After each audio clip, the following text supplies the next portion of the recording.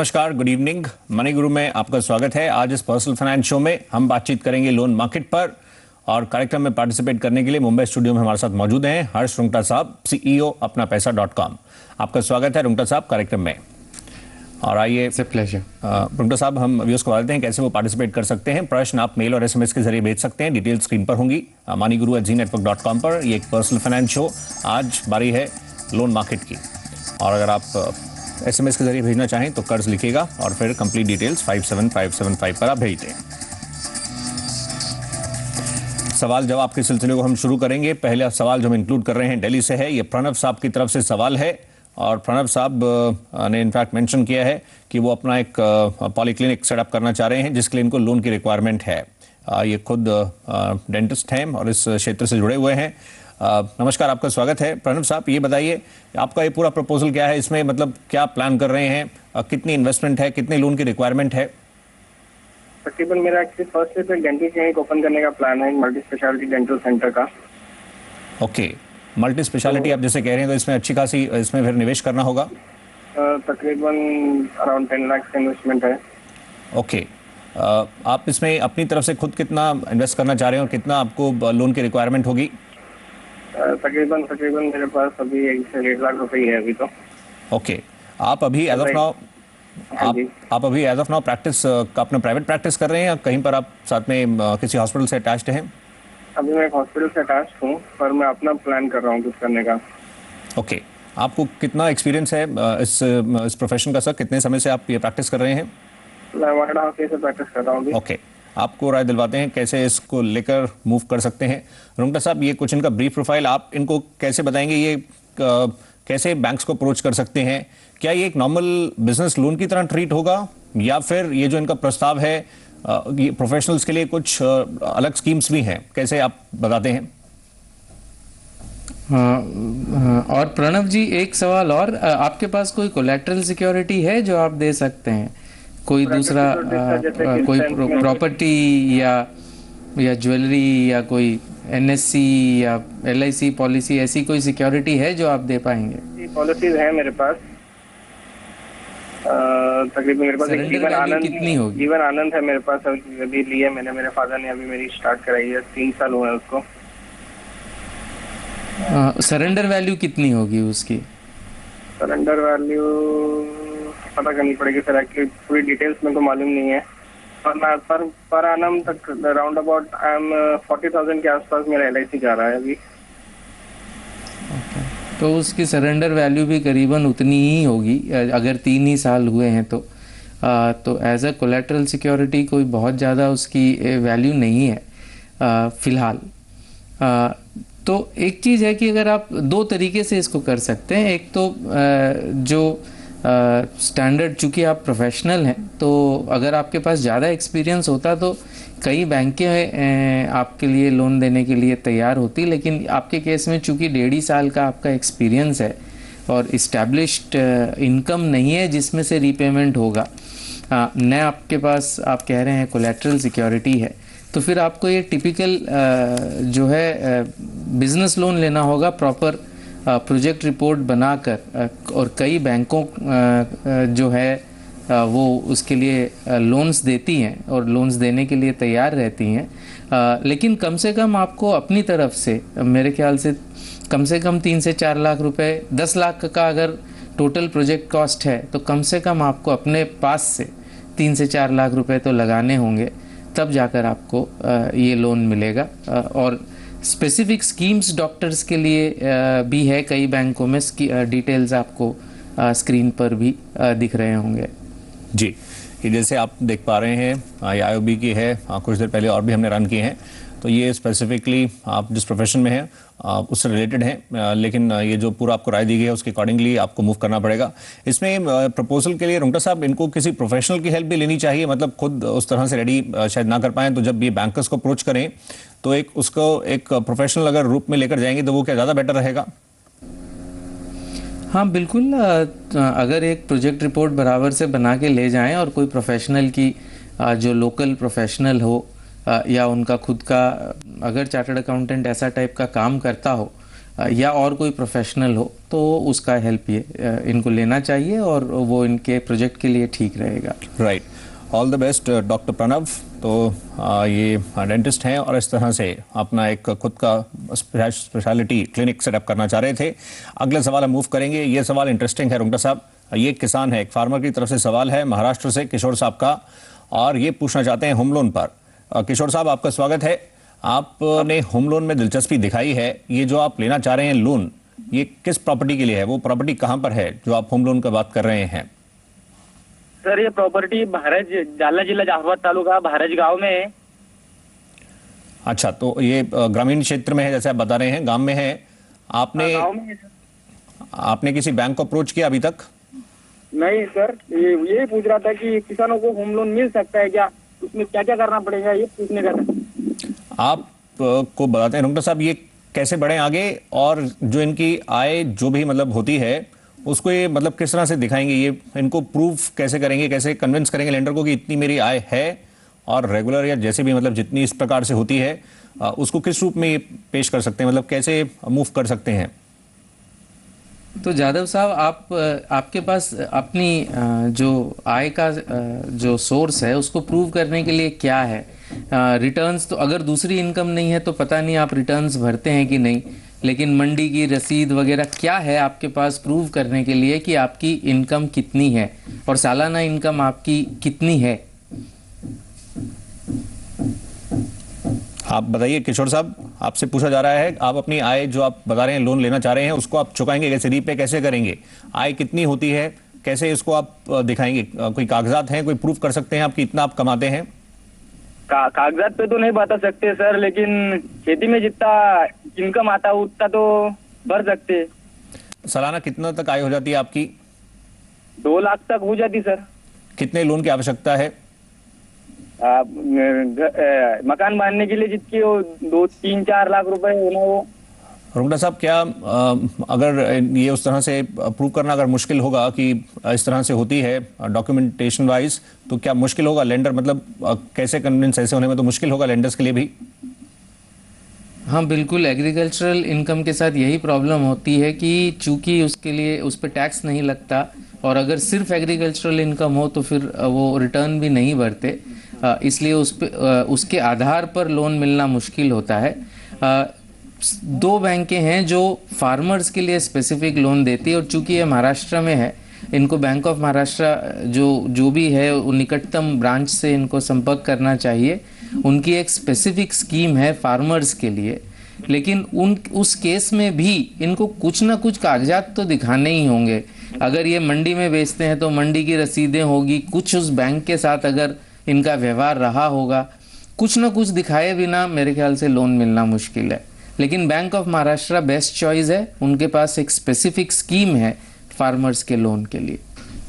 जी किशोर साहब, all the best. प्रक्रिया को आप बढ़ाइए ऐसे, और उसके बाद जो फीडबैक मिलता है आप शेयर भी कर सकते हैं हमारे साथ, हम इंतज़ार भी करेंगे। फिलहाल हम एक छोटे से ब्रेक के लिए रुक रहे हैं। आज बातचीत हो रही है लोन मार्केट पर, कई और प्रश्न, बस कुछ ही देर में हम लौट कर आते हैं।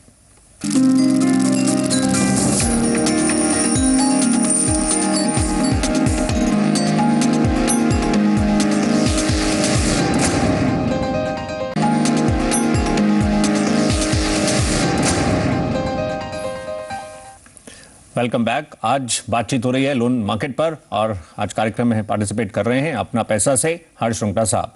रुंगटा साहब, अगला सवाल जो हम ले रहे हैं ये दिल्ली से है, और ये प्रश्न गौरव माथुर साहब की तरफ से है।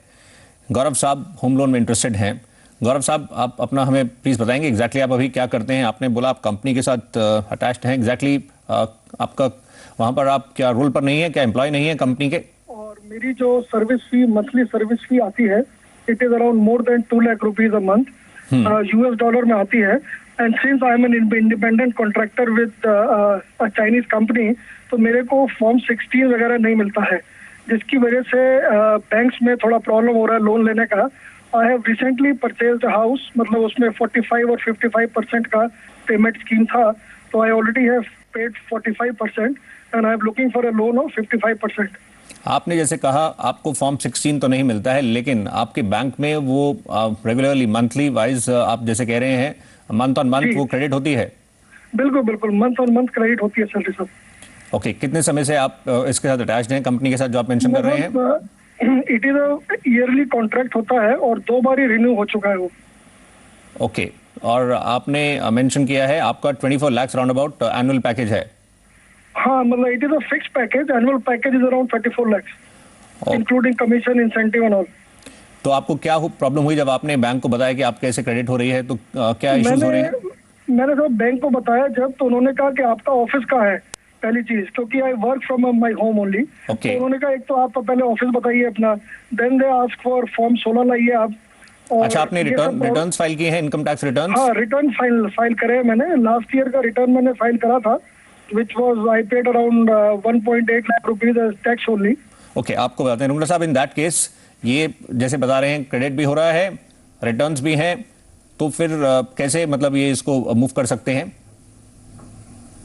हाँ, तो गौरव साहब एक बात बताइए, आपने कहा कि आपकी आय जो है 34 लाख है, लेकिन टैक्स आपने सिर्फ 2 लाख रुपए भरे हैं, तो ये कैसे हुआ? आपने क्या खर्चे क्लेम किए हैं उसमें से? नहीं, खर्चे भी क्लेम करे हैं। बिकॉज 34 लाख पर तो टैक्स बहुत ज्यादा होगा। नहीं, 34 लाख नहीं, जो नेट इनकम है वो करीब 24 लाख रुपए है।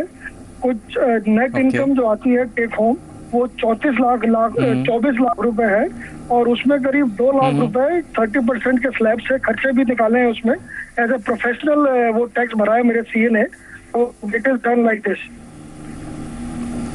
तो भी सर मतलब अगर आपने सिर्फ 2 लाख रुपए के टैक्स भरा है तो आपकी इनकम इतनी आप ये पूरे साल का नहीं है, लास्ट ईयर अभी जो मेरा रिन्यू हुआ है करीब 1.5 साल मेरे को हो गया है, और जो रिन्यूअल हुआ है वो एक अभी होना है वो रिन्यूअल, तो ये 7-8 महीने का टैक्स भरा है मैंने जी। और आपको लोन कितना चाहिएगा? मेरे को सब करीब 40 लाख रुपए का लोन चाहिए मेरे को। और उम्र कितनी है माथुर जी आपकी? मेरी सब उम्र करीब 41 साल की उम्र है मेरी। ओके, सो ऐसा है कि जो आप दिक्कत थोड़ी सी आपको पेश आ रही है वो हर एक जो सेल्फ एम्प्लॉयड पर्सन है, अब क्लियरली आप नौकरी पेशा नहीं है, ऑल्दो कॉन्ट्रैक्ट होता है आपका, रिन्यू होता है, लेकिन क्लियरली जो भी आप इनकम दिखा रहे हैं वो आई एम रीजनेबली श्योर आपके इनकम फ्रॉम बिजनेस और प्रोफेशन में से दिखा रहे हैं, तो उसमें कंसिस्टेंसी दिखाने की बहुत ज़रूरी है। तो जो भी इनकम उनको बैंक को लगता है कि कंसिस्टेंट है, जितनी भी इनकम, अब अगर पिछले साल आपने कम दिखाई है, इस साल का अगर प्रूफ है आपके पास कि बढ़ गई है आपकी इनकम, और उसके आप बैंक में भी स्टेटमेंट है, तो जितनी भी इनकम, नेट इनकम आप दिखाएंगे, टैक्सेबल नेट इनकम जो आप दिखाएंगे, उसका करीबन 4 से 4.5 गुना आपको लोन मिलने में मुश्किल नहीं आनी चाहिए। लेकिन अगर बहुत तेज गति से आपकी इनकम बढ़ी है, पिछले साल आपने अगर 7-8 लाख रुपए ही बताई थी टैक्सेबल इनकम, और इस साल आप कह रहे हैं कि 20 हो जाएगी, तो हो सकता है कि आपकी लोन एलिजिबिलिटी कम हो। लेकिन कितनी भी कम हो, अगर 8-10 लाख रुपए आपने पिछले साल भी टैक्सेबल इनकम दिखाई है, तो मेरे ख्याल से आपको 40 लाख या 45 लाख का लोन मिलने में दिक्कत नहीं होनी चाहिए। ये थोड़ा सा प्रूव करने की बात है। आप मार्केट में कंपटीशन करवा सकते हैं, हमारी कई जैसी वेबसाइट्स है, आप अपना पैसा पर भी अप्लाई करिए, देखिए कि दूसरे लोग आपको क्या ऑफर करते हैं मार्केट में। ये सिर्फ आपकी इनकम कंसिस्टेंसी प्रूव करने का मामला है, वो अगर आप प्रूव कर पाएंगे तो लोन मिलने में दिक्कत नहीं होगी, और मेरे ख्याल से आपको दिक्कत नहीं आनी चाहिए। राइट, क्योंकि अगर आप फॉर्म 16 नहीं भी है तो आप दोनों जरिए, जैसे आप खुद बता रहे हैं, अगर बैंक में आ भी रही है, आप रिटर्न्स भी फाइल कर रहे हैं, तो समहाउ एक प्रूफ तो आप कर सकते हैं। लेकिन ये इस तरह से जैसे रुंगटा साहब ने बताया, इस प्रोसेस को आप आगे मूव कीजिए। अगला सवाल आइए अब हम शामिल करेंगे। ये अगला सवाल एक सीनियर सिटीजन है, RK अग्रवाल साहब, जो रिटायर्ड हैं, उनकी तरफ से है, और ये अब जानना चाह रहे हैं रिटायरमेंट के बाद इनको लोन की रिक्वायरमेंट है, और स्पेसिफिकली ये जानना चाह रहे हैं कि इनको किस तरह से होम लोन कैटेगरी लेना चाह रहे हैं, उस सेगमेंट में बढ़ना चाह रहे हैं। रुंगटा साहब, ये तो वैसे ही एक थोड़ा लॉन्गर टेन्योर का लोन है, ये रिटायर भी हो चुके हैं, इनफैक्ट बैंकर्स तो चाहेंगे इस समय तक सब कुछ रीपे भी हो जाए, पर इनके प्रश्न में ये भी कह रहे हैं कि इनको पर मंथ कंसल्टेंसी के जरिए, अपार्ट फ्रॉम जो पेंशन है, इनको कंसल्टेंसी के जरिए पर मंथ 1 लाख की आय है। इसको लेंडर्स कैसे देखेंगे? मतलब ये कंसल्टेंसी है, तो इसको किस रूप में देखा जाएगा और इस एज ब्रैकेट में कितने कंफर्टेबल होंगे लेंडर्स? कितनी उम्र बताई है इन्होंने? इनकी 58 प्लस। ओके, सो अज्यूमिंग 65 से कम है, मतलब 60 के आसपास अगर हैं, तो बेस्ड ऑन अगेन जैसे मैंने कहा, लेंडर अगर कन्विंस हो जाए कि इनकम है इनके पास और उस इनकम से रिपेमेंट होगा तो लोन मिल सकता है। इवन 60 वर्ष के आदमी को भी मिल सकता है अगर कंसिस्टेंट इनकम है तो, और 5 साल का लोन तो मिल ही सकता है। ऑब्वियसली जो मल्टीपल इनको मिलेगा, यानी जितनी भी आय इन्होंने दिखाई है और जो कि कन्विंस हो जाता है बैंक की ये इनको रेगुलरली होगी, उसका करीबन सालाना का 2 गुना 5 साल का लोन आपको मिल सकता है। और अगर लोन की एलिजिबिलिटी आपको बढ़ानी है तो आप अपनी, अगर स्पाउस वर्किंग है तो स्पाउस को भी, उसकी भी इनकम इंक्लूड कर सकते हैं। अगर आपका लड़का वर्किंग है और उसको आप इंक्लूड कर सकते हैं एज अ को बोरोवर, तो उसको इंक्लूड करके लोन की एलिजिबिलिटी आप बढ़ा सकते हैं। वरना अगर आप 59-60 साल के हैं तो 5 साल का लोन आपको मिल सकता है, जितनी भी इनकम आप दिखा रहे हैं, जो कि बैंक को कन्विंस कर सकते हैं कि ये अगले 5 साल तक रहेगी कम से कम, तो सालाना इनकम का करीबन 2 गुना आपको एज अ होम लोन मिल सकता है, subject of course agreement value का 80%। जी, जैसे आपने कहा मूव करते हैं, क्या एक पहलू ये भी हो सकता है कि कंसल्टेंसी में है, इस एज में है, अभी तो है, कुछ और समय तक है, लेकिन पूरा टेन्योर रहे ना रहे, मतलब क्या एक थोड़ा ये रिस्क फैक्टर रह सकता है कि ये कंसल्टेंसी कितना तक आगे तक बढ़ सकती है? रुग्णा साहब। बिल्कुल, ये जैसे अभी पिछले दर्शक को भी हमने बताया, गौरव जी को भी अभी बताया कि जब आप कंसल्टिंग कर रहे हैं तो एक थोड़ा सा कन्विंसिंग बैंक को लगना, अगर आपकी प्रोफेशनल क्वालिफिकेशंस वैसी हैं, कई साल से आप कर रहे हैं, तो फिर बैंक कन्विंस हो जाता है कि आपको ये इनकम जो है कंटिन्यूअस रहेगी। लेकिन अगर आपकी कोई खास प्रोफेशनल क्वालिफिकेशन नहीं है या ये नया नया काम आपने शुरू किया है तो आपको थोड़ी दिक्कत आ सकती है। जी, एक छोटे से ब्रेक के लिए रुक रहे हैं। आज बातचीत लोन मार्केट पर हो रही है, कार लोन सेंट्रिक भी प्रश्न आ रहे हैं, कुछ और हम शामिल करेंगे, बस कुछ ही देर में हम लौट कर आते हैं। आप शो देख रहे हैं, जहन में प्रश्न है लोन सेंट्रिक, कुछ भी पूछना चाहें या सुझाव हैं शो के लिए तो आप अपने प्रश्न और जो भी सुझाव हैं वो मेल और SMS के जरिए भेज सकते हैं। आखिरी सेगमेंट के साथ हम जल्द ही लौट कर आएंगे।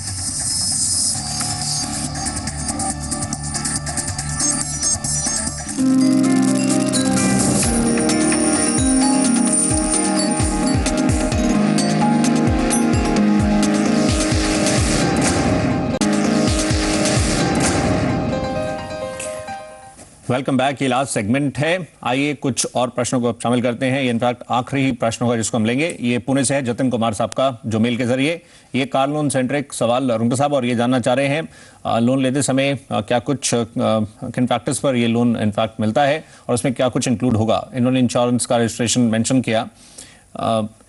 ये जब फाइनली लोन अमाउंट जिस तरह से जिन बेसिस पर इसको लेकर तय किया जाता है उसमें ये भी इंक्लूड किया भी जाता है। इतने सारे ऑफर्स हैं मार्केट में, आप इनको कैसे समझाएंगे, मतलब कैसे इसको लेकर मूव करें और किन पैरामीटर्स पर ध्यान दें? तो जहां तक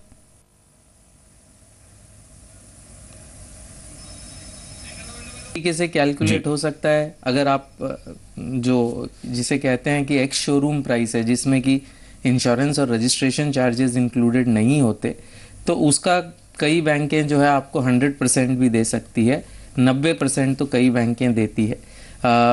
ऑन रोड प्राइस जिसमें सब कुछ इंक्लूडेड है, इंक्लूडिंग कोई थोड़ा सा एक्सेसरीज भी अगर आप लगवाएं, तो उसका टिपिकली आपको स्टेट बैंक की एक स्कीम है जिसमें आपको अप टू मेरे ख्याल से 90% तक आपको लोन मिल जाता है। ऑफ कोर्स ये सब्जेक्ट टू इनकम है, आपकी इनकम इतनी होनी चाहिए कि उस लोन को जस्टिफाई कर सके। तो करीबन आपकी इनकम का 4 गुना के आसपास का लोन आपको मिल जाता है। सालाना इनकम का 4 गुना तक का लोन मिल जाता है, subject to the cost of the asset, जैसे मैंने पहले कहा। और जहाँ तक ब्याज की दरों का सवाल है, तो उसमें फिक्स्ड रेट भी होती है, फ्लोटिंग रेट भी होती है। आपको देखना चाहिए कि आपको क्या चाहिए। स्टेट बैंक की स्कीम है, जैसे आपको अगर आप अभी देखेंगे काफ़ी अच्छी स्कीम है, फ्लोटिंग रेट है, main importance other than the interest rate is pre payment charges बहुत हेवी होते हैं कार लोन्स में। करीबन 3 से लेके 5, 5.5, 6% तक के प्री पेमेंट चार्ज होते हैं अगर आप जल्दी पेमेंट करना चाहें तो। स्टेट बैंक की स्कीम में प्री पेमेंट चार्जेस भी नहीं है। तो मेरे ख्याल से अगर आपको मिल सके तो आप स्टेट बैंक की स्कीम को देखिए, और नहीं तो और भी कई ऑप्शंस आपके सामने हैं। HDFC है, ICICI है, उनकी ब्याज की दरें भी आपको स्क्रीन पर दिख रही हैं। आप डिसाइड कर सकते हैं कौन सी में आप चाहेंगे। जी, तो इस तरह से बाकी डिटेल्स आपके समक्ष हैं, ये आपको जो आप प्लान कर रहे हैं उसमें हेल्प कर सकती हैं। इसी नोट पर हम शो को वाइंड अप करेंगे और शुक्रिया करना चाहेंगे हर्ष रुंगटा साहब, शो में पार्टिसिपेट करने के लिए आपका शुक्रिया। थैंक यू साहब। शुक्रिया। तो आज के लिए बस इतना ही। आज हमने जायजा लिया लोन मार्केट का। कल हाजिर होंगे तो बातचीत होगी इंश्योरेंस मार्केट पर। फिलहाल अभी के लिए इतना ही। नमस्कार।